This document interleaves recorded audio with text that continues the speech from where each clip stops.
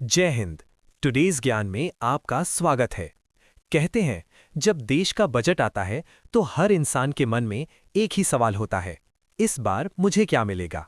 नमस्कार दोस्तों, आज के इस वीडियो में हम केंद्रीय बजट 2026 को बिल्कुल आसान और साफ भाषा में समझेंगे कि ये बजट आम आदमी, किसान, युवा और देश के भविष्य के लिए क्या लेकर आया है। बजट 2026 क्या है? बजट 2026-27 सरकार की वो योजना है जिसमें बताया जाता है सरकार पैसा कहां से कमाएगी और कहां खर्च करेगी। इस बजट का लक्ष्य है विकसित भारत की नींव को और मजबूत करना। आर्थिक विकास पर फोकस।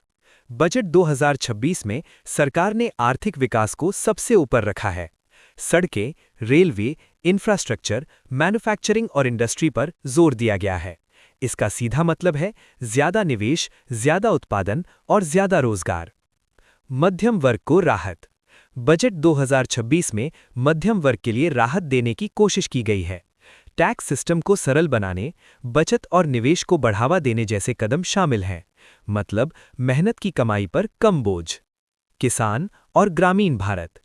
इस बजट में किसानों और ग्रामीण भारत पर खास ध्यान दिया गया है। आधुनिक खेती, नई तकनीक, सिंचाई और किसानों की आय बढ़ाने के उपाय शामिल हैं। सरकार का लक्ष्य है खेती को लाभ का व्यवसाय बनाना। युवा, रोजगार और स्टार्टअप। भारत युवा देश है और बजट 2026 इसी ताकत पर भरोसा करता है।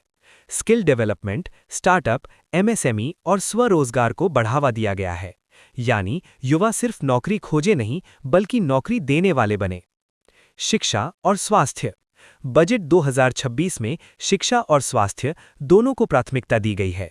डिजिटल एजुकेशन, रिसर्च और सरकारी अस्पतालों को मजबूत करने पर जोर है, क्योंकि स्वस्थ और शिक्षित भारत ही मजबूत भारत होता है।